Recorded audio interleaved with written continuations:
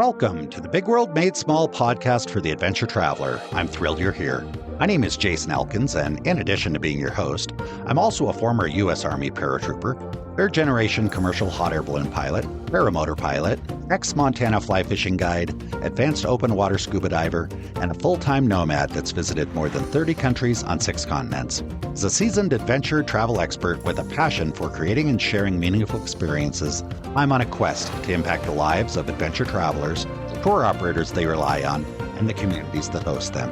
Every week, I bring you exclusive interviews with fascinating adventure tourism experts who have agreed to share their personal stories, favorite destinations, and some invaluable travel insights they've picked up along the way.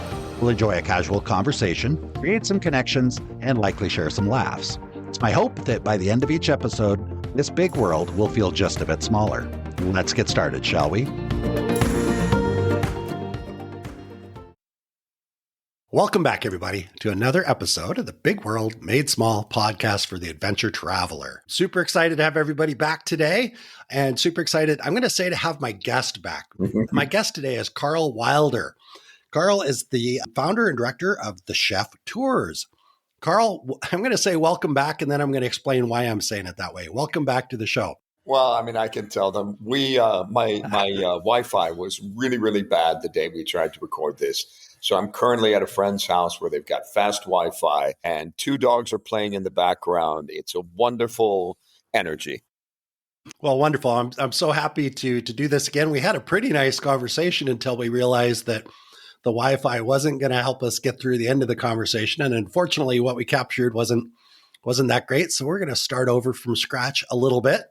Obviously, we're going to reference back to some of the things I already learned about you. Let's start with, you said you're at a friend's house. Where is your friend's house? What country are you in? I am at the moment in Berlin, Germany, and I'm only about 2.5 blocks from where I live. So just down the street on Rivaler Strasse. All right. Very cool. And you said you've only got a little bit of time left in Berlin, and then you're getting ready to head to Mexico City. Is that 2 right? weeks from today, I will be on a train to Paris. And then from Paris, Milou, the company mascot, and I will be flying to Mexico City. Milou. Tell me, Milou is a dog? Milou is a Boston Terrier, and no tour goes on sale without his approval. He joins me on all the tours in Berlin. He's joined me on tours in Seville when I was doing the wine tour there. He will be joining me on all the tours in Mexico City. And there are people who book just to meet Milou, and I'm happy about that. All right. What is the name Milou? Where did that come from? Milou means snowy, and it was the name of Tintin's dog in The Adventures of Tintin. Okay. I am not familiar with Tintin other than I've heard of Tintin. French comic. I don't know this. All right. And he actually came to me named. I got him used. You got it. Okay. You got it used. I got it used. You said dog. Boston Bull Terrier? They don't use the term bull, just Boston Terrier. Yeah. Just a Boston Terrier. Okay. Very cool. All right. So, Karl, you had told me a little bit about what the Chef Tours is all about, but most of our audience none of our audience heard that, just you and I. So let's do that again. Let's give our listeners kind of an idea of what the Chef Tours. Well, I worked for pretty much every food tour company, Eating Europe, Secret Food Tours, etc. I designed food tours in more cities than I can count. And PJ and I, he's my partner in Paris, worked together in all of those companies. And we're very good friends. He left Eating Europe and he called me and said, start the company. I want to go on my own. And that's how the Chef Tours was born. He was the first one to do a tour. A few months later, I opened up in Seville. And then we opened up in Istanbul, and then I opened up in Berlin, and next Mexico City. It's different than taking a tour with a guide. We don't have scripts. Each chef is giving you their experience, their story, their food. You're meeting their friends, learning from other chefs in their city. So it's very personal, very, very different. We also max out at 6 guests for most of our tours. So it's a little bit of a premium experience. We're not doing 15 guests and wearing the earpieces and wandering along, eating bites on napkins in an alley. They're very personalized tours. How long is the average? I don't know if there is an average, but I mean, are we talking 2-hour tours, No. 4-hour tours, 12-hour tours? What do your tours look like? It depends on the city. In Istanbul, it's 3.5 to 4 hours. In Spain, both of those tours are 3.5 to 4 hours. Although I'm going to plug my favorite, the Nuevo Tapa Tour. Chef Cristani has a lot of friends who are working in Seville who are reinventing tapa and coming up with new, bold, interesting flavors. So we're not giving you a piece of omelet and potatoes brava. It's just, the food is incredible on that tour. That's about 4 hours. In Berlin, it depends on the guests. I'm shocked at how fast some Americans will eat. I'm not. They're fast, aren't they? I take them on a 90-minute cultural tour and then serve a 4 to 6 course tasting menu paired with wine. And that I prepare all of it. I bake the bread. I literally do every step of the way by hand. If there's pasta, I make it by hand. Rolling pin and knife. I'm like either Martha Stewart or someone's grandma, or a little bit of both. And that can be anywhere from 3.5 hours to 7 hours, depending on the guests and how relaxed they are and how fast they eat. I had one group that was just so much fun from Australia, and we were up until 2 a.m. We weren't doing the tour anymore. We were just having wine and drinking and having a great time. So totally depends. That tour has been 3 hours and it has been 7 hours. In Paris, there are 2 different tours. PJ's Grand Daytime 2 tour, which is typically a 6-hour experience. It's a walkthrough. It's breakfast, then a walk through Montmartre, learning how to shop like a French chef. Then he prepares a multi-course dinner at his restaurant, cheese plate. Then they break out the bubbles and they go on a dessert tour. But sometimes, if he's got a group that wants to, they go back to the restaurant and have a little more wine. All right, very good. It just depends. We treat them like our friends. We don't treat them like tourists. Well, that's what I was going to say is it sounds like kind of a go hang out with a chef for half a day, sometimes maybe shorter, Maybe longer, all but day. it's just hang out with a chef. My favorite review that I got in Berlin was our evening with Chef Karl felt like we were meeting an old friend we'd gone to college with who happened to know everything about East Berlin and be a 5-star chef. That's the feeling I want people to have. I want them to feel like they're at an old friend's house, and I want them to have that level of comfort. Are these, you mentioned a maximum of about 6. 6. Yep. Are these generally 6 people that know each other? Are these a mix of 3 couples, or what does it generally look like? Totally depends. We've had groups of 5 and then a single person booked. We've had groups of 4, 2 couples. We've had a group of 6 that booked privately. This Thursday, I didn't schedule a tour tonight on purpose because I have a lot going on. But on Thursday, we have 3 couples. Totally depends. The makeup varies. And we love our single guests. We invite single people to, you see, there's 2 bookings on a tour. Join us. Don't ever be afraid to join us as a single. We will make you feel at home. Do you have some groups that just end up being all singles? Only in Paris has that happened. Okay. And the reason I ask is like, I'm a single guy traveling the world, and I often think, I'm a foodie. I like that stuff. I would love to go on a singles afternoon with a chef or whatever and meet other people that are interested in the same type of thing. I don't know if you market that as a separate product if you'd have to, or what that looks like. We'd have to do it as a separate product, and it would take a lot of effort. But what we do instead is we just invite singles to come. We make single tickets available, and we do our best to make them feel like part of the family. All right. Very cool. Are most of your guests self-labeled as foodies, or how would you describe your typical guest, if that's possible? The more tours I do, the less typical our guests become. Yeah, I knew you were going to say that, but it's all right. If I had to go with our typical demographic, let's say, is from the US, Canada, or Australia, 50 to 60 years old, loves food, has taken a lot of tours, and doesn't want the same old thing. They want something new, exciting, and different. It seems like this is an overgeneralization based especially on what you just said. I imagine 2 types of people that go on food tours. One is the type that maybe would sign up for cooking classes. Yes. That's very hands-on and wants to understand it. And the other one is like, I just like to eat good food and drink wine and socialize. Do you find that that's true oversimplified? No, it's actually very true. Both of those are true. As a matter of fact, I had a guest last week, and I said, I was going to do this tonight, but I was running a little late, so I'll have this instead. And one of the guests said, oh, come on, let's do it. Make it a class. And so I went into the kitchen, and we filled sausage casings and twisted them off, and then threw them in the oven and did some sausage for them, because they really wanted that to be part of their experience. And that's the great thing about a small group and being a chef. You can change it if you need to. That's what she wanted. That's what she got. And I suspect that you can mix those two types of food tour people, because I'm imagining just, growing up and just being a human that eats and just also likes to cook. One of my favorite things to do is to cook with somebody. And I've realized that cooking with somebody can mean different things. One is like, they're like all in, like, hey, what can I chop? What can I do? What can, that really wants hands on. And then there's the other type that just likes to sit and drink a glass of wine and watch and have a conversation and doesn't necessarily need to get their hands dirty, but enjoys being in the kitchen just as much. I suspect you see that as well, right? That's what happened with this group. She came in the kitchen and she's loading the grinder with the meat that had been seasoned for the sausage, and she's doing the twisting. She's doing all of that. And I helped her a little bit. And the other guests are standing around with wine and watching her and just enjoying the process. They watch their sausage being made, and it isn't a tragedy, as you might imagine.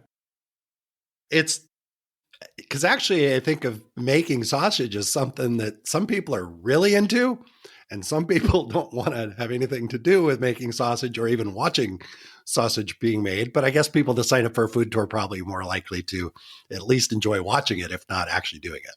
Yeah, they do enjoy watching it, and some people enjoy doing it. I've also had guests that just want to help serve. They just say, "Oh, let me help. Let me come in the kitchen. Let me help. All right. Yeah, and that's very cool. That's fine. They're usually mothers. That rings a bell. I get that. And speaking of mothers and kind of sharing time in the kitchen, one of the things we discussed last time was about, kind of where did you get your passion from? How did you get into cooking? Okay. My mother swears and has a Polaroid to prove it that I started when I was 2 years old. My grandparents cooked and I was around good food, but my mother didn't like to cook. She was a baker. She could turn anything into the most amazing cookie, pastry, or pie you can imagine. But when it came to, making dinner, she opened cans. It was not her thing. She didn't enjoy it. It wasn't fun. You can see one of the dogs in the background. She kind of let me do my thing in the kitchen. She helped me. She showed me how to turn things on and off, how to use a knife. And that was kind of where it ended with her. And I learned a lot from my grandmother. But I started cooking very young. By the time I was 10, I was cooking the meals for the family for the most of the part. I liked good food, and I liked the way others prepared it. And I didn't like canned asparagus. So I learned to cook out of self-defense. I would say I'm the same. My mom was going to school when my brother and I were younger, and there were a lot of evenings when it was just my brother and I really enjoy cooking for other people. My brother did not. So everything he made, he would dump a ton of Tabasco into it because he wanted to make sure that I didn't eat it. He was kind of protective of his food. So he would make it in a way that he knew I wasn't going to eat it. And which I was an older brother. I was probably, there's a reason he did that, because I would sit back, let him cook it, and then I'd eat it all. And he got annoyed with that. So when he started doing that, then I had to figure out my own, kind of like you, I had to figure something else out because I wasn't interested in his food anymore. And it was just too much effort. So I had to learn how to cook on my own. Do you remember kind of some of those first meals and those first things that you started to make?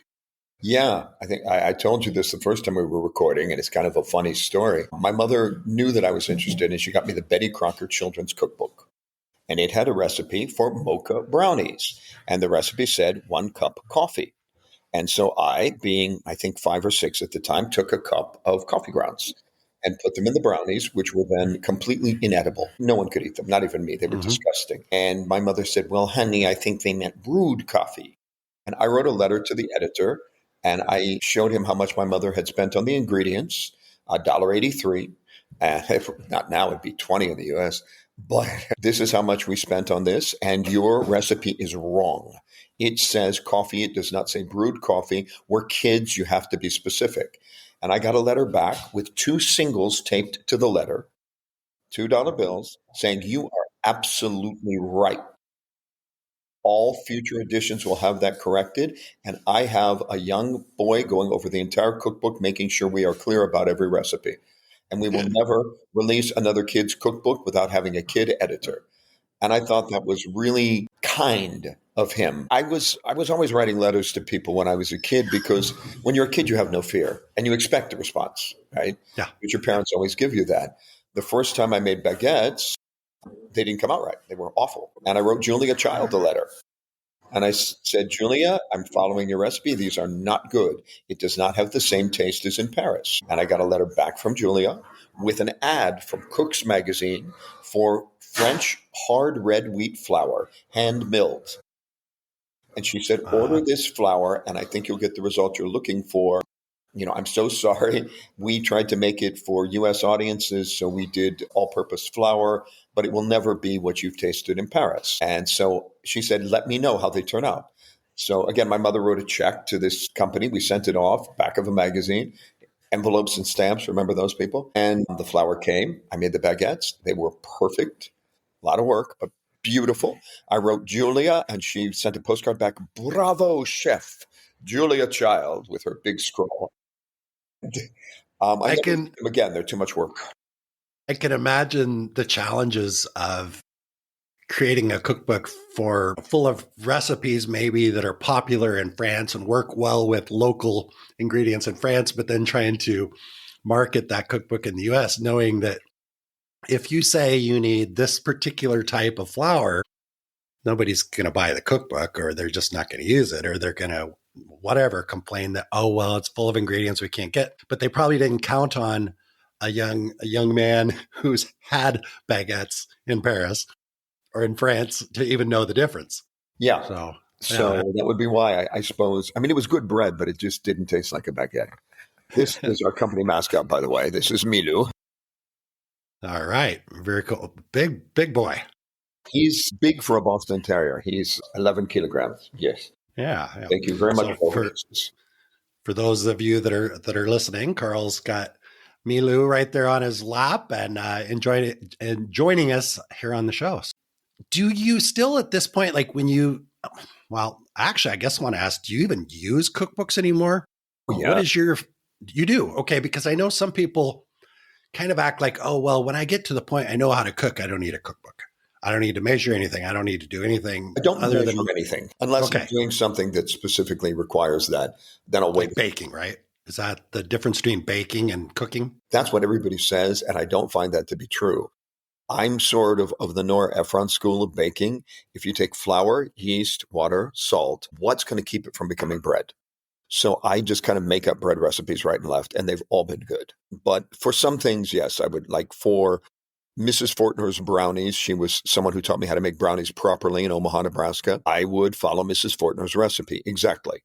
And for other things, I will follow a recipe exactly. But what I love about cookbooks is inspiration. I never thought of that. Let me try that.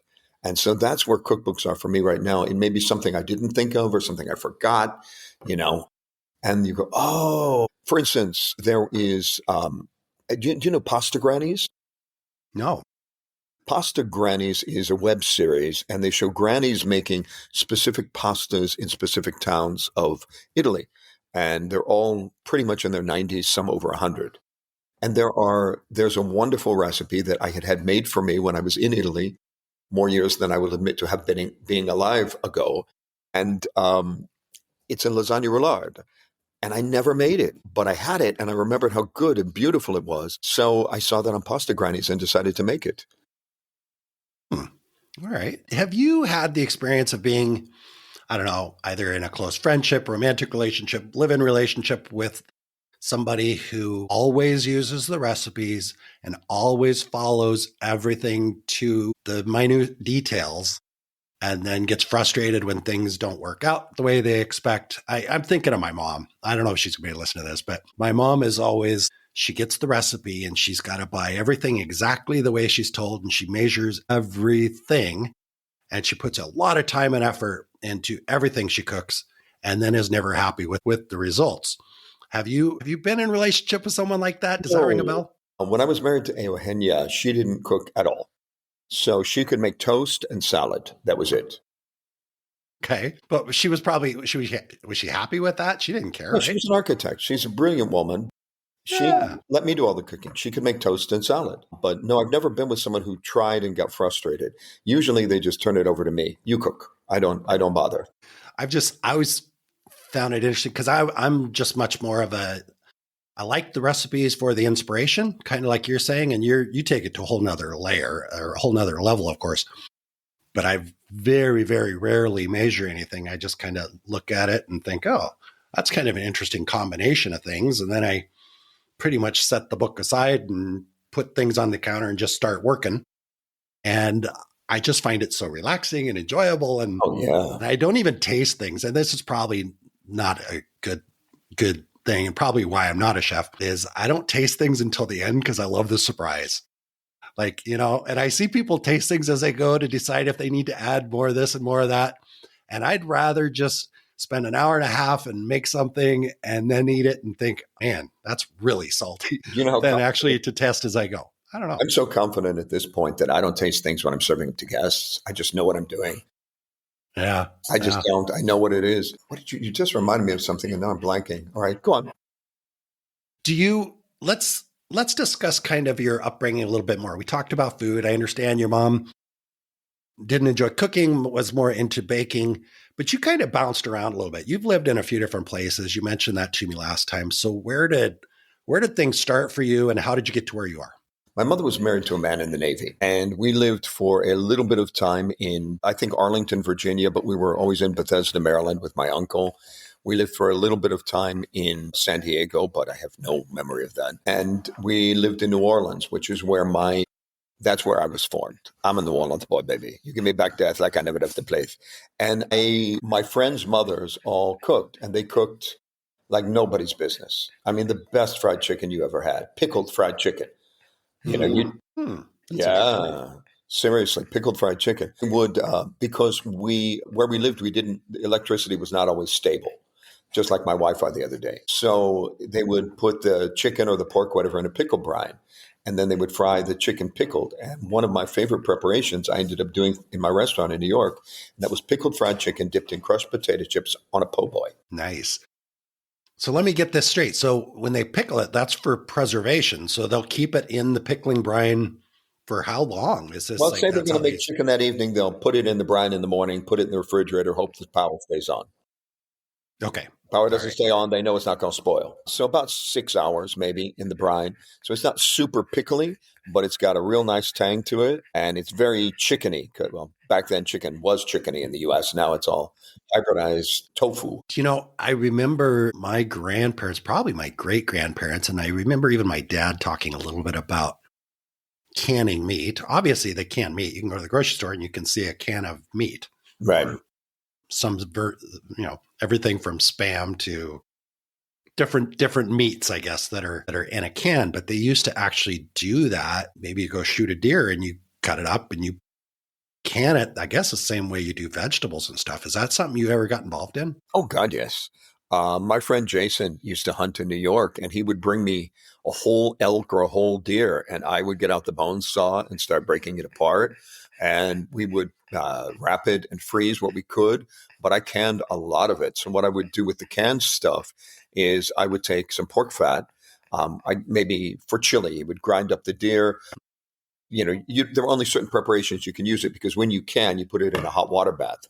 So, it's cooked. But then I would top the ground elk with pork fat and put the broth in there and then seal it up in the bell jar and put it in the water bath until it was processed and the seals were tight. That would keep for 2-3 years. Okay. So how did you go from a child who was kind of left on your own devices to figure out how to eat good food that you were interested in as opposed to canned asparagus? How did you go from that to becoming a chef? I'm just kind of curious about how your career progression, when did you decide that you wanted to be a chef? Well, it wasn't so much a decision as a calling. I'll tell you what I was doing. Is your audience mostly adults? I think when I upload these, I don't put explicit. I don't check the little box for explicit content. So share what you want to share. I was dubbing movies for what might have been the mafia. And a lot of those movies were of an adult nature in San Francisco. It was also the time of 976 recordings. So I was making a lot of those. Do you know what those were? Is that? They were 1-minute recordings that were intended to stimulate someone on the other end of the line. Okay, well put. I think I'm picking up what you're throwing down. All right. Okay, So you were doing voice work So I for had this. a whole bunch of voices, "Oh, Mister," etc. And so I was hired to do all of these movies. Every piece of crap ever made was being put onto video cassette for the US market. So I was doing the horror movies for Blockbuster, etc. And because I was doing all that, I had time. And I had time and I went to culinary school. And then from culinary school, I went on vacation for 2 weeks in Venice. And I had my first risotto. It had shaved white truffle and a duck egg. It was the most glorious thing ever. So I asked the chef if he would teach me how to make it. My Italian was almost non existent. My primary word was sì, sì. Mhm. I said yes to everything. And I was invited to come to his kitchen at 10 a.m. the next morning. I went in and he gave me onions to peel and chop. And I'm doing all these onions. And then he's asking me if I had familia. And I said, no, no familia. Oh, and then he just put his arm around me and walked me to his house. We were taking our 3 hour lunch break. Mhm. His son spoke some English. And I said, I was going to learn to make risotto. This is my last day. He goes, no, it's not your last day. You are working for my father. You want him to teach, he teach. But you are working for him. You are working through Carnival. And I said, I don't have a place to, I'm leaving tomorrow. He said, no, leave tomorrow. You change your ticket. Back then, you could actually change a ticket. So I called the airline. I changed my ticket. I moved in with Tomas's sister because her son was away at college and she had one of those gorgeous villas in Venice. And I worked for a month in Venice, thinking I was going then home again. And I was not. No, you know, now you go to Verona because this person's brother is having a baby and they are taking a month and you are working here. So I called the airline and then I called Joe and I said, Joe, I know you have a lot of movies to dub. I know I've been gone for a month, but I'm staying in Italy, I think, for a while. They're telling me they want me to go to different places and learn more. He goes, no problem, kid. I got people all over Italy. We'll find you. And it was literally that simple. I had recording studios and closets and garages and spare rooms all over Italy set up. I got a bunch of people involved, people who were traveling with the opera, et cetera, doing other voices for whatever. I would be the Bela Lugosi fake, and then someone else would play the screaming woman with an operatic scream. I was writing scripts, I was directing, and I was cooking. And I spent 3 years in Italy just being sent from place to place. So that is how I became a chef, really. Cooking school was great. It helped me with knife skills and herbs, but living in Italy and being passed from kitchen to kitchen is how I really learned. I don't know if I should ask this, maybe the statute of limitations is over, but did you overstay your visa? Visa? Who had a visa? Things were different back then, huh? It was actually I'm not thrown out of the country, but when I was making pizza on the streets of Rome and I had no papers, it was suggested very nicely that I leave. But I begged, at this point I spoke, Italian. I begged them to let me stay one more month because I never got my vacation. And I was going to the chef's grandmother's place in Sicily for a month. See, you must have your vacation. When you leave, you check in with the airport. When I checked in at the airport with this person I was supposed to check in with, he came out and he goes, oh my God, I just lost, I've forgotten how many lira, they had no value. So many lira on a bet. I bet you no come and you no check in with me. And they say, you are here. You are making me lose money. And then I got caught by security because the little beagle came around and sniffed my luggage. And I had an entire prosciutto. I had garlic. I had blood oranges. I had all these things in my suitcase. And they said, it's not permitted. And he walks away with my suitcase, just walks away. And I'm standing there going, what is going on? And then he comes back and he goes, so I got for you all of the right permits and stamps so we know you love the foods too much. You can't leave behind. So I had got an agricultural permit and all the right stamps showing it had been inspected, blah, blah, blah, blah, blah. And I was able to get it back into San Francisco. Prosciutto smuggler, huh? Prosciutto, garlic, blood oranges. I had I was packed with food mostly. I was young 20s. Who needs clothes? Most of them had worn out while I was there anyway. So you go back to the States and you're continuing to do your voiceover work, the dubbing, all this stuff, or what happened then? Soon after that, I continued some of that work, but I'd done 7,000 films at that point. So there wasn't a lot more for me to do. I've done some recently. a recording engineer says, oh, he can do that.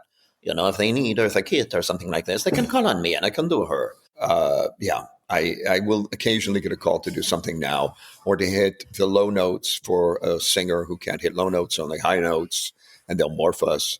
I've done a few of those. Even since I've lived in Germany, they go, I know a guy, and they'll Google me and find me. So I still do that occasionally, but I moved to New York.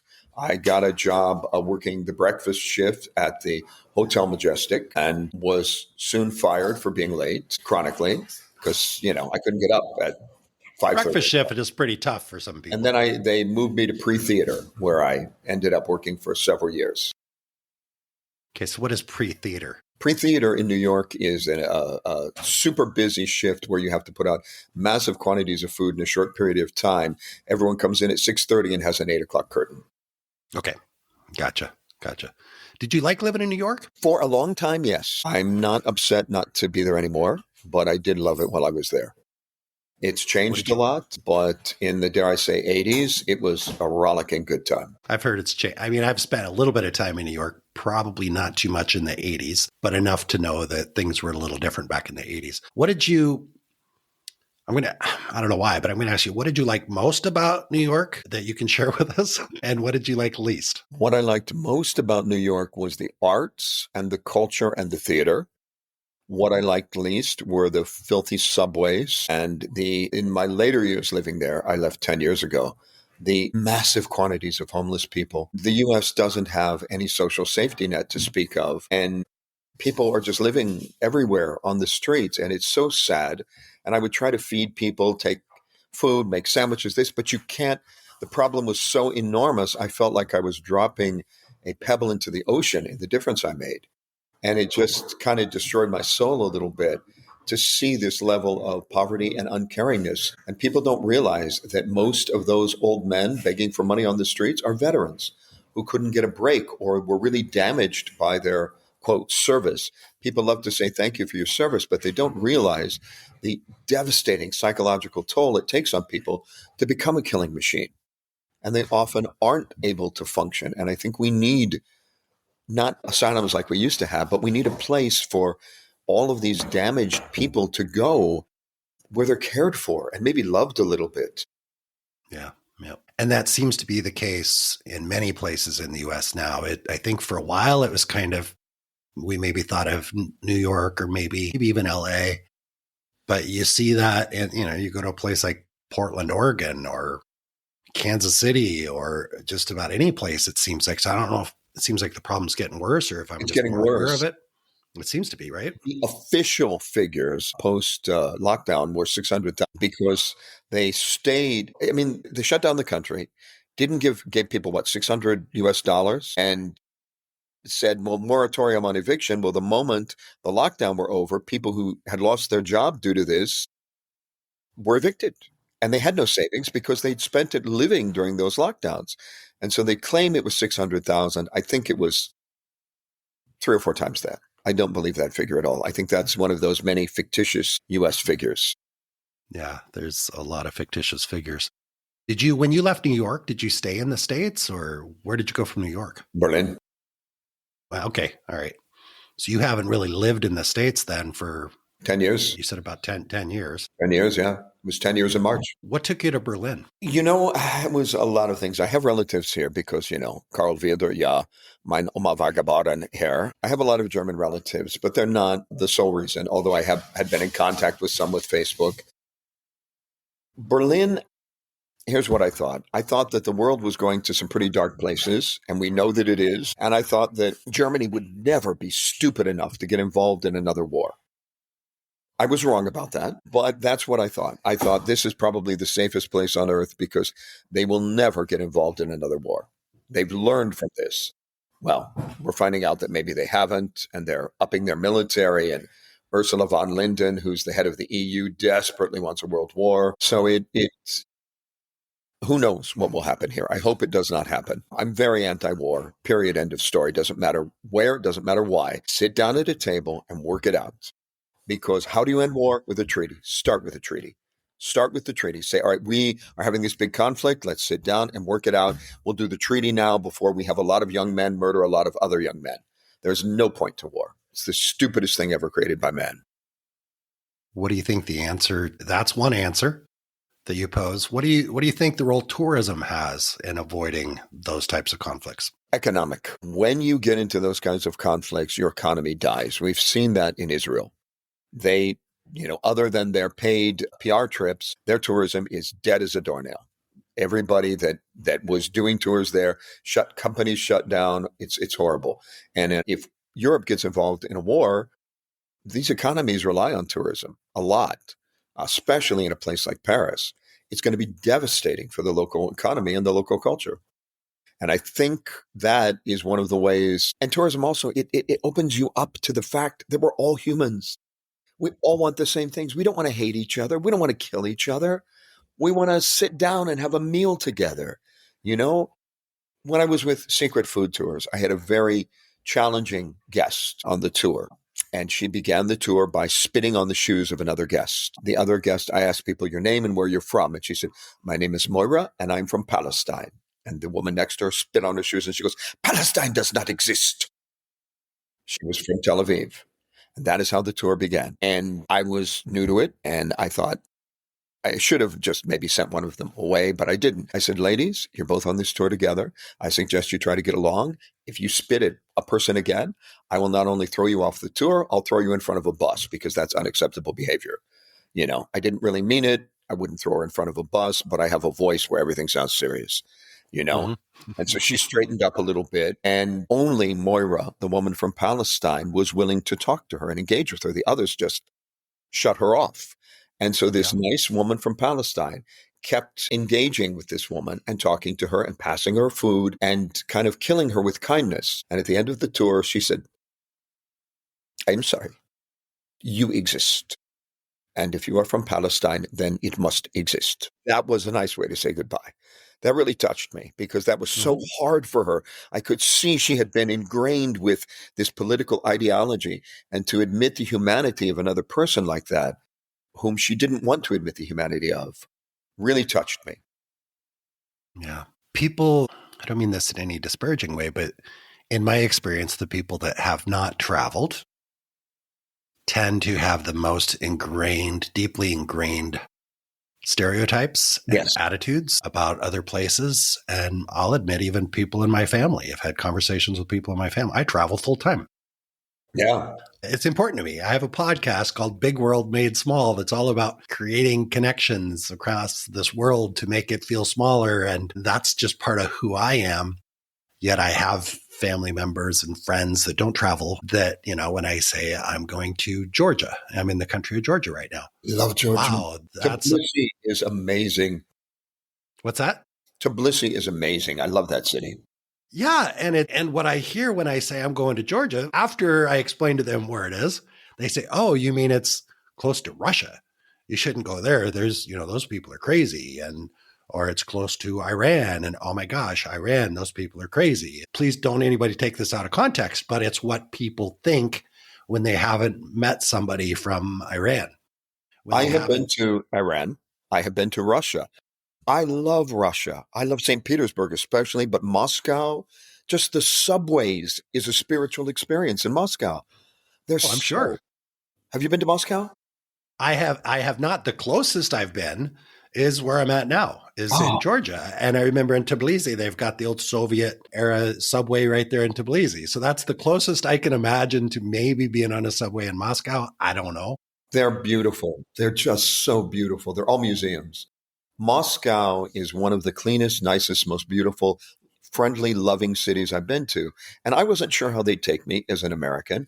And I was not only welcomed with open arms, I was invited into homes. Come to my house for dinner. You've never had stroganoff until you've tried my stroganoff. You've never had pelmeni until you've tried my pelmeni.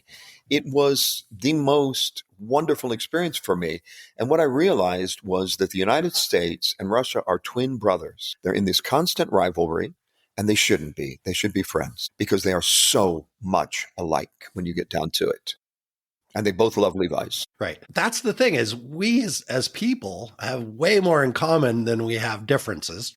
And you can say, Russia and the US are very similar, stepbrothers. But even if you look at, well, actually, I started this podcast when I was in Southeast Asia. It was my first trip to Oh, Asia. I'd been to a bunch of places and I'd always really wanted to go to Asia. So I was in Thailand and Malaysia and Bali. And what I realized was, especially in Malaysia, because it's an Islamic country, mm-hmm. and there were, you go to the mall and there's women walking around with the hijabs and sometimes even burqas, and they're holding their kids' hands, and the kids are climbing all over their dad. And they're no different. They're just people. They're just people in costume. They love their kids. They love their wives. And we can say they treat women poorly. And I'm not saying that there aren't issues. Absolutely, there are issues. I don't want anybody to think I'm discounting anything.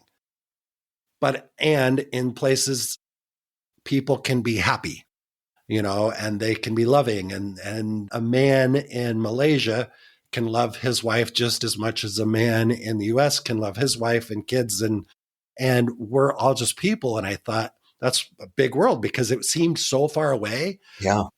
That when I got there, I realized, yeah, it's a long plane flight, but it's really not that far away. No. And by me physically being there, my world got smaller. Mm-hmm. It's still the plane flight's still the same length of time, but my world got smaller. What we have to remember is, there's issues, and there's women's rights issues in many Muslim countries, but they're not our issues. They're issues for those countries to deal with and evolve from. It's not up to us to bomb their cities and destroy everything in order to say, all right, we're bringing you democracy. Well, the U.S. is not a democracy anyway, but let them work on their issues. If you go to Tehran now, you won't see burqa or hijab really much at all anymore, because the women said, no, we're done. It was even though the law says they're supposed to, yeah, but they're done. They had a velvet revolution. They realized that it wasn't the case in the 70s. They were allowed on the beach in bikinis, and they said, okay, we're done. And they just stopped. And when they stopped, the leaders couldn't do anything. If you've got 10 women, you can arrest them. If you have 1,000 women, you can't do much. It's, if you've got 10,000 women, well, forget about it. So they changed the culture one female at a time. And they're the ones that are responsible for changing their own lives and their own culture. We don't need to come in there with bombs to try to change it. Have you been to Saudi Arabia? I have not. I did a job in Saudi Arabia for a hotel. They wanted an American-style diner, but they don't have pork, right? Mm-hmm. They have lamb, and they read an article in the New York Post about me perfecting lamb ham and lamb bacon when I had a restaurant in New York. And I said, I'd love to take this to the Middle East. Well, they found it through, I don't know, AI. I don't know how they searched or how they found it, but they found me, and I get a message on LinkedIn, and leads to a video call, which leads to a month in Saudi Arabia. And I was in shock. I expected only slits for eyes, because that's what I saw on the airport staff. Mm-hmm. But when I got out into the country itself, most of the women looked like Barbara Eden in I Dream of Jeannie. Right, yeah. There were not a lot covered, and there was hair and makeup and beautiful eyes and loads of color. And it was very, very different than what I'd imagined it to be. And I did a great job for the hotel. One of the directors asked me if I would go to his place in the Philippines and teach his staff how to make the lamb bacon. And I said, sure, I'll do another. I'll charge you for another week and I'll go. And he said, wonderful, wonderful. I will arrange my plane. I rode in a private jet from Saudi Arabia to the Philippines. I will sell my grandkids' future for a private jet. I'm happy to do it. I completely understand now. It was amazing. And I had a great time in the Philippines. I love the Philippines. I stayed in a private resort. The guest house of the private resort to me was like a palace. It was a 5-bedroom guest house, and I was the only one staying there, but I had my own staff of 3 people. I mean, it was ridiculous, but it was a great time. I did a good job for them. They paid me well. And I went to a culture that I never would have gone to. And everything about it was not what I expected it to be. And that's the thing. It usually isn't what you expect. And which is the big eye opener for me. I remember when I first started traveling full time, I had worked in the tourism industry. I had been to a lot of places. But when I finally sold all my stuff and said, I'm just going to go travel, the first ticket I bought was a one-way ticket to Colombia. And I remember, I grew up in the 80s and the 90s, and the stuff we saw on television in the US about Colombia was not like a travel brochure. It wasn't like, this looks like a good place to go. But when I went, I had all these ideas of what it might be like. And then shortly after I got there, I realized, wow, my expectations were really completely wrong. And just every day, I mean, I spent a lot of time there. And every day it was like, wow, this is so different than what I expected. And I came to love the country. I came to love the people. And had I never gone there, whatever stories I had would have never changed. So that's just an example of when you go to these places, that's when the stories can change. And that's when our connections and our stories about other people can change. I've been to North Korea. Okay. Yeah. Tell us about that. Well, some things that you hear about North Korea are true. It is totalitarian, no question. It's a dictatorship. It's not communist, but it is a dictatorship. Kim Jong-un is a dictator. That is absolutely true. When you get there, you are given your own personal tour guide. And your tour guide, pretty much, when you go to bed at night, you are locked. You lock your hotel room. They also lock it. You're locked in and locked out. So you can't travel on your own. But I had an offline language translator. I had to give them my cell phone when I arrived in the country. They hold that. They let me keep my passport, and I had an offline language translator in a place they would never look. Don't ask for details. Well, just tell me what an offline language translator is. I won't ask you where you hit it. You can get them from Amazon at this point. So it's just a translator it downloads device. The languages you need, and it can only hold a couple. And then it will translate them both written and verbal form so you can have a conversation. And I thought, there's only one way to get rid of my tour guide. And the tour guide was showing me a lot of things, and it was interesting. And it wasn't what I expected. And people who don't speak English were coming up to hold my hand, just like this. And some young women would come up and kiss me on both cheeks. And I thought, these people are really lovely. They don't see a lot of American faces, or German faces in my case. And they just want to make contact. So my experience of the people was really positive everywhere I was shown. And I wasn't seeing starving on the streets or anyone eating their dogs or cats or things like that. But I wanted to ditch my guide.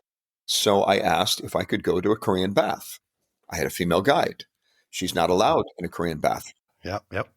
Well, her assumption was they had my phone. I spoke no Korean, that it was absolutely fine. I had my little offline translator, and I took it in and started talking to everybody. And there's so much propaganda around North Korea. It's unreal.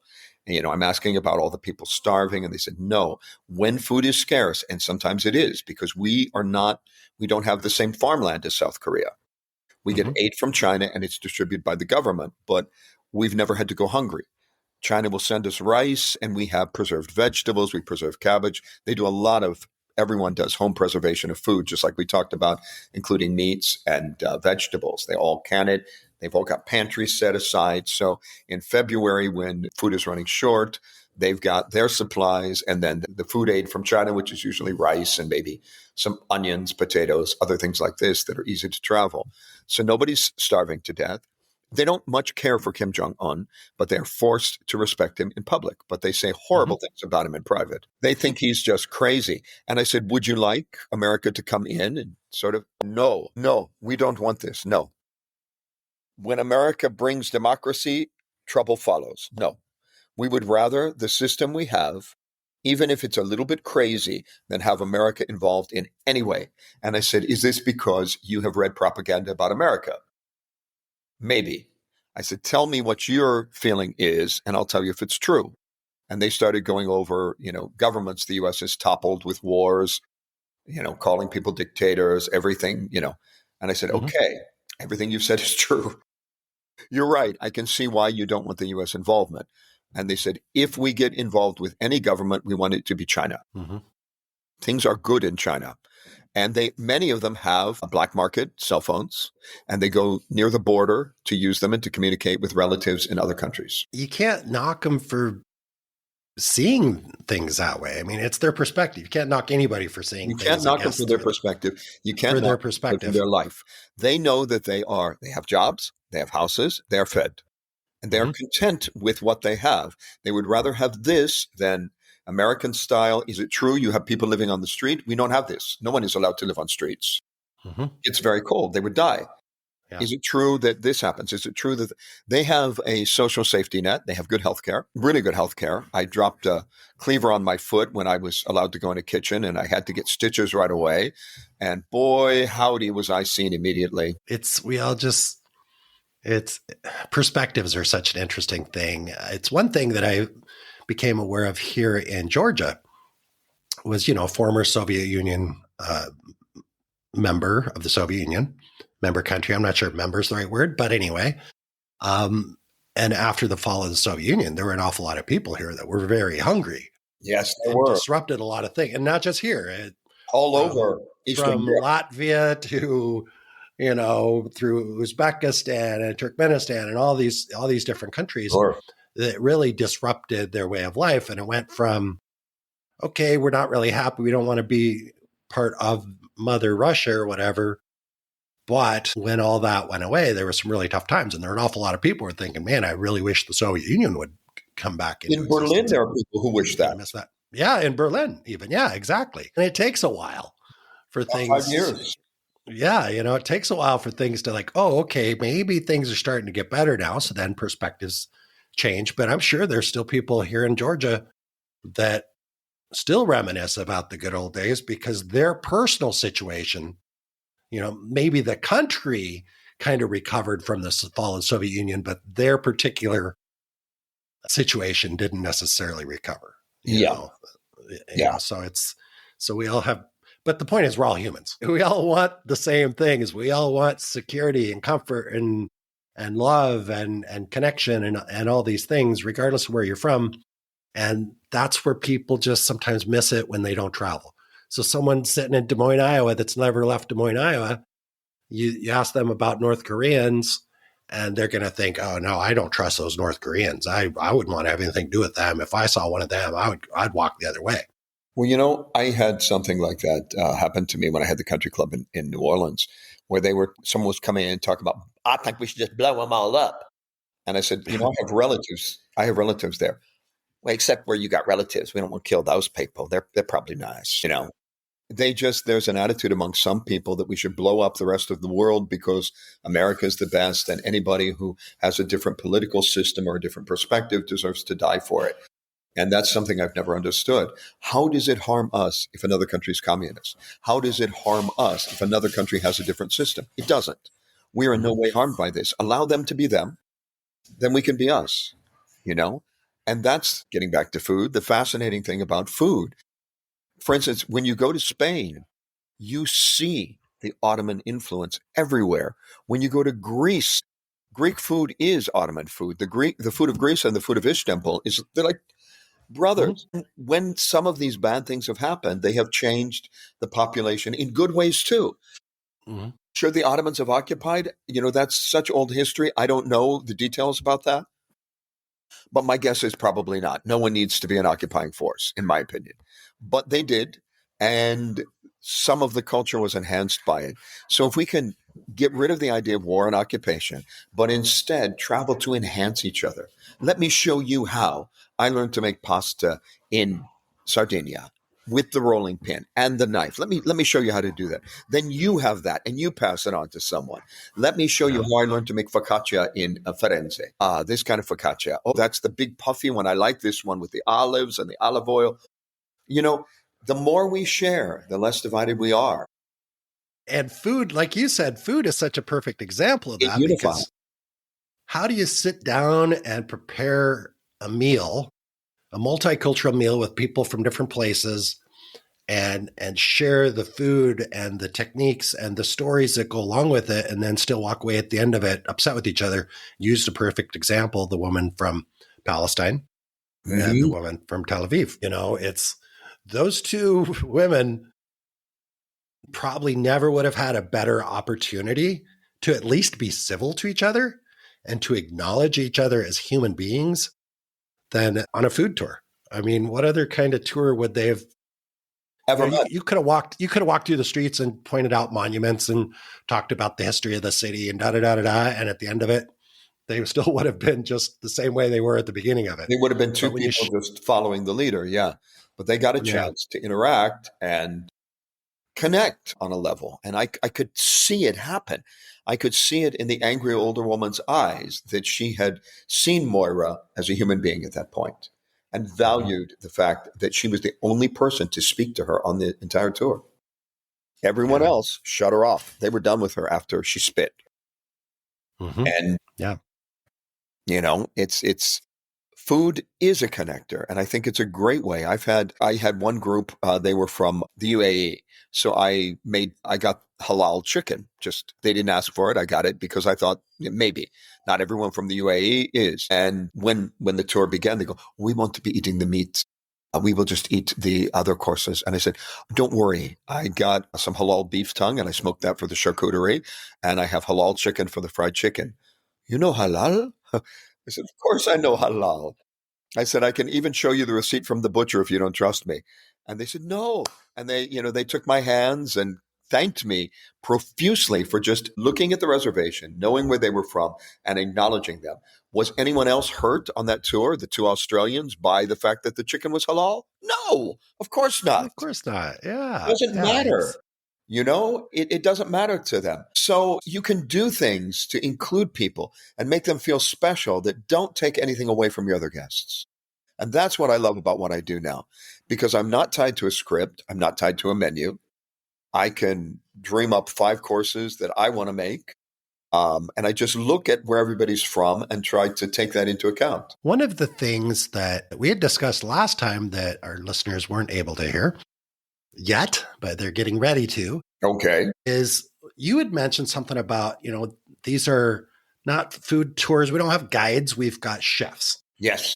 And we talked a little bit about the difference between a guide and a chef. And I actually posed the question, well, how do you get a chef that's used to working in a kitchen or in a restaurant to want to spend time with guests? Or how do you find people with the right personality? And you had a really, really good response to that. So tell us, how chefs are such a natural fit for this type of work. Well, when you're in a kitchen, you're always communicating to the people that you're teaching. So you're already a teacher. If you're the head chef in a restaurant, you are teaching maybe an international group and maybe in a couple of different languages. Every chef I know from New York has kitchen Spanish at the very least. And you are naturally a teacher. You are naturally a storyteller. Additionally, if you're an executive chef and you go out and you talk to guests, it's just an easy thing. You have to have the personality to relate. And when you work in a kitchen, you're on your feet for anywhere from 8 to 14 hours a day. And it's a really hard gig. So it's a nice way for people to get off their feet. Basak in Istanbul ended up going from the kitchen to becoming a teacher. And now she does tours in addition to that, because she's a natural teacher and she teaches people as she guides them. And they love learning that. And they love learning from the other chefs that she knows, some of whom she's taught, how they do this, why they do this, where this custom comes from. This comes from the Black Sea region. This comes from here. This is this, and this is why this is this. They love that. The guests love it, and the chefs love it. We love people. We love our customers.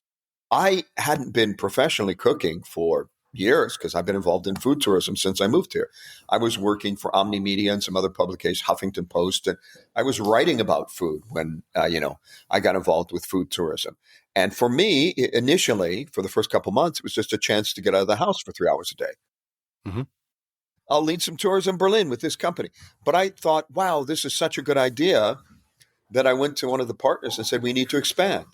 Give me $1,000 and I'll open San Francisco, New York, and New Orleans. And we are talking about it. I said, 9,000, that's all I need. I won't even spend it all, but just to be safe. He hemmed and he hawed, and then finally I said, if you don't, I quit. Okay, then we do it. And so I became their expansion director, and then I designed food tours in almost 50 cities, Istanbul, Hong Kong, all over the world. I was traveling. I remember being in Northern Australia when I had to fly from there to Boston because we lost a city manager and I had to go and deal with that. So I had some brutal flights in that period. When the lockdowns came, I think I slept for a week. But it was enormous fun for me to not be on my feet all day, to be telling the stories. How did I learn to make cured meats? How did I learn to make fried chicken from my grandfather? How did I learn this? How did I learn that? And I relate all that to people. They love it and I love it. I think it is the most natural pairing. And when you've got a guide, and I don't want to put guides down because I have worked with some excellent guides. Hello, Bridget. Some of them were really, really exquisite. Bridget, who I just mentioned, was a former history teacher, and her tour in New York was on point. And she treated it like a teacher. She, again, was a natural storyteller, loved teaching, loved sharing, and was probably the best tour guide I've ever worked with in my life. Seriously, she was brilliant at it. But with chefs, it's just a different thing. We don't have a script. We don't remember talking points. You can ask us a question. When did you first taste camembert cheese? Do you remember this? Do you know that? And we have something to relate. So every time we do the tour, it's new. It's fresh. It's for those people, those 6 on my tour. That's who I'm doing it for. So I don't repeat anything. The difference I hear when I listen to you is the guide is somebody that kind of is on the periphery, that takes people and says, okay, here's what these people are doing. Here's what's going on over here. They've got the script. Whereas the chef or any number of professions they live that life. So I don't know if it's a great example, but I was a fly fishing guide. But a fly fishing guide is interesting because a good fly fishing guide is also a fly fisherman. They live that lifestyle. If they don't have clients, they're going fishing. If they have clients, they're going fishing with their clients. Right. So it's kind of their life. It's like they live on the river and they live in that environment, and the animals and the river and the trees and the nature. It's just their environment. So you're just going into the environment with them, as opposed maybe to, compared to just, I don't know if what I'm saying is making sense. No, it makes absolute sense, because a lot of guides are gig workers. They're doing something else. They want to be an actor. Exactly. They want to be whatever. So they follow another guide for 2 or 3 tours, leading part of the tour. That's their training. Then they're given the script. Remember the rest of it. Go do a tour. Now know the stops. But for me, for instance, when I walk into our last stop here in Berlin, which is a restaurant that's 150 years old and hasn't changed in 150 years.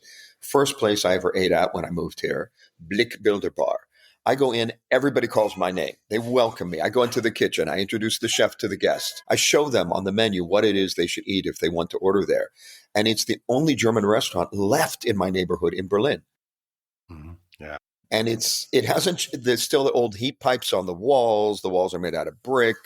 Even the restrooms haven't changed. It's a metal trough from 1920. It's really wonderful for guests to experience that. And there's kind of the restaurant culture, the food culture, which way better than I do, but my understanding is, so for example, the restaurant staff, after they close the doors, often their evening continues. Right? They go out together, they party together, they maybe go to an after hours place, they spend time together. It's kind of a culture that they're part of, whereas opposed to sometimes guides are like, okay, I dropped them off at the hotel, I'm going home. I'm done. We don't drop them off at the hotel. We don't pick up, no food tour does that. It's a central meeting point. Well, but just in general with guides, it's like, they just go home. Sometimes my evening continues. So, for instance, talking about the restaurant culture, I've got friends, actually the ones who are subletting my apartment when I'm in Mexico, who work at a restaurant around the corner. I get a text at a tour that looks like it's coming to an end about 10:30 at night, 11:15, saying, "We are finished. You want to come for wine?" And I said, "Can I bring my friends?" "Yes, of course." So I said to the guests, "Do you want to go out and have another glass of wine? We're going here." Yeah. That's the difference, right? That's the difference. They become a part of my world, and I welcome them to my world. So, just harking back on my best review, it felt like an old friend. That's the experience we want to give every guest. It feels like an old friend who just happens to know what they're talking about. It doesn't feel like a tour. Right. I love that. And we've got a lot of great tour operators that have participated in this podcast, listen to this podcast. It's probably a little different than what we're talking about when we talk about, never want to say negative about guides, because there's amazing guides. They are amazing. I love them. But the amazing guides are the ones that share their lives with their clients, not just show up. I mean, I went on a tour here in Georgia. A friend of mine said, "Oh, we booked this tour. We're going to go do a wine country tour. Would you like to go with us?" And it was like $12 for a day. And I'm like, okay, this is going to be a good tour. So I go and there's 16 people on a bus and they drive us from gift shop to gift shop. And at the end of the tour, like I was sitting there thinking, it feels really weird for me not to tip a guide because I've been with so many amazing guides. I was a guide and I was like going through this whole thing in my head. I was like, she really wasn't very good and just did not do anything that I expected from a guide. And then the bus full of it stopped on the side of the road. She got out because apparently her house was close by. She got out, waved goodbye, everybody, and just closed the door and walked home. She was driver. She was done. Gift shops. Yeah, she was done. The driver drove us another 10 minutes to the meeting point and dropped us off. And I was like, I didn't even have to come up with any thoughts about the tipping because she was so checked out that she wasn't even going to say goodbye, like in any personal way. You know, I can never imagine saying goodbye to my clients like that. Just like, okay, I'm done. I live here. Goodbye. See ya. Good luck. Most of my tours end in hugs. Yeah. And if they don't, I feel like something like, I don't know. I just, even, if you can't, I want to connect with them. I've already got several people. I give my card. They've sent me emails. They say, let me know when you're coming to, when you're going to be in. And I absolutely will, because when you have a small group, you remember who they are. I remember their names. I remember where they're from. I remember who didn't eat their vegetables. Yeah. Yeah. It's so great to have those small groups. And that was one thing that was nice about fly fishing guiding was you had a maximum of 3 people, but usually it was 2 people. You're with them all day. They share stuff with you that they've never shared with anybody sometimes, especially when it's just you and some guy who can't talk to his brother, his father, his friends at work, his wife, his sister, and he gets in a boat and you're on the Yellowstone River and he'll just start sharing stuff with you that he's never shared with anybody. And it's great. And it's not about the fishing. It's about the connection. It's about the connection. And that just nailed it. That's exactly what we try to give people. A connection to not only to us as the chefs, but a connection to the history and the culture of a city through its food. That's what we want to give them. Yep. Sounds like a great place to end it. And I do want to ask you this though, Karl, because we could just keep going and going. We've discussed a bunch of things. I'm sure I missed some things that would have been great. We'll have to come back and cover those. But is there anything that I forgot to ask you or you wish that I'd asked you or anything that you want our listeners to know about you, about upcoming exciting things in Mexico City, maybe, for example, or anything like that before we wrap up? Yeah, we have one type of tour that we call our confidential tours. So we have Montmartre Confidential, we have Istanbul Confidential, and we've got Mexico City Confidential. But you can't tell us about them because they're confidential. Well, no, I can't. Why did you start this? What are you talking about? The locations that we go to on those confidential tours don't have websites, can't be found through AI. They're the places that you have to live in a city or be very familiar with a city to know they even exist. So that's what, I mean, I've got I won't say what it is, but the back of a laundromat with a secret knock in Mexico City, which is where I'm going to be taking people on the confidential tour. The confidential tours are very special because you will never get that anywhere else because other people don't know it. If I hadn't spent more than a month in Mexico City working for a hotel and training some staff, blah, blah, blah, blah, blah, they all took me to the places I would never find on my own. That's my tour. That's my tour. I'm taking people to the places they would never find. And that, for me, is the joy of it because I know they can't get this anywhere else. I know it. Yeah. And those are the things. Yeah. Those are the things and you just feel good because you know that they know, like, man, we never would have had this experience if we hadn't connected with Karl. Yeah. And those just feel good just so they know. And you don't even have to tell them. You don't have to say, no, you never would have found this on your own. No, you don't have to. Obvious. It's so friggin' obvious. Yeah, they know it because the daytime tour is the same. It's not the confidential tour like the evening because there's less alcohol. Confidential has a good amount of alcohol. But it's in Bella Vista. No other food tour or tour of any type is in the Bella Vista neighborhood in Mexico City because it's a Mexican neighborhood. It's not a tourist neighborhood. So Which is where I'd want to go. I don't want to go to the tourist neighborhood. Right. So we're not looking at the tourist monuments. We're not going to the typical places. We're going, I'm studying my Spanish night and day because there will be no English spoken with the vendors. And I know that. Mm-hmm. Yeah. I took several months of lessons in Seville, and I'm studying it now. And I'll have a tutor when I get to Mexico City, 1 hour a day to just keep my conversational skills up, et cetera. Mm-hmm. But that tour is very unique because they're not going to see other tourists. They're not going to see any other gringos. Do you have, maybe you don't want to discuss this, maybe you'll ask me to edit this out later, but do you have like a non-disclosure agreement that's part of the booking process, or how do you keep another tour operator from booking into your tour? I mean, because those are concerns. I hate to say it, but they are. They're what are your thoughts on that? Pretty easy to spot because, yes, we've had that happen. And they're usually people who want to do an Airbnb tour and they want to copy it. And they're easy to spot. And so what I say to them is, I'm so sorry to have you on this tour because we're not going to our usual places tonight. And I say this privately. We're going to different because there was a plumbing problem here. So everything I show you is going to be different from our regular tour. I can tell you're in the business and you'd want to know this. So I basically destroy the tour for them. They're so easy to spot with their questions that I make them think that what they're getting is not the right experience. And oftentimes they drift off after 1 or 2 stops because hopefully they're not listening to this conversation. It doesn't matter if they are because I'll still do it to them. And in Mexico, you've got contacts. You can make sure that I have enough contacts. Ever show up there again. If somebody steals my tour, I got a new one next week. Yeah. There you go. Very cool. Karl, fascinating conversation. I actually expect to be in Mexico at some point here in the next several months. So I'd love to connect with you and have absolutely a tequila or michelada or practice our Spanish together or whatever. And you'll get to meet my little mascot here. Yes, very, very. He goes very on excited every tour for that. with me. He looks like he's excited. He's going to love Mexico. Has he been to Mexico? He has not been to Mexico yet. He's been to San Francisco. He's been to Istanbul. He's been to Spain. He's been to Hungary. I've only had him a year, so Maybe he'll enjoy some of those little cute chihuahuas that they have down there. And he loves other dogs. The whole time we've been talking, he's been playing with his best friend.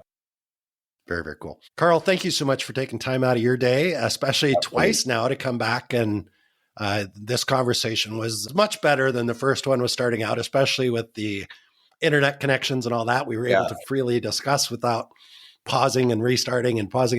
So I appreciate your patience in coming back and sharing your story, and look forward to collaborating with you on some projects in the future. Thanks, Karl. All right, Jason. Bye-bye. Virtual handshake.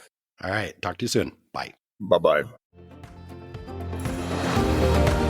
I trust you enjoyed listening to the conversation as much as I enjoyed recording it. If you're enjoying the Big World Made Small podcast, please take a moment to tell the algorithm by subscribing and posting a review so that others can benefit as well. I also invite you to take a quick trip over to bigworldmadesmall.com and join our private adventure travel community to receive new episode notifications, special access to our guest experts, and perhaps even some exclusive partner offers that we haven't discussed on the podcast. I'll publish another episode soon.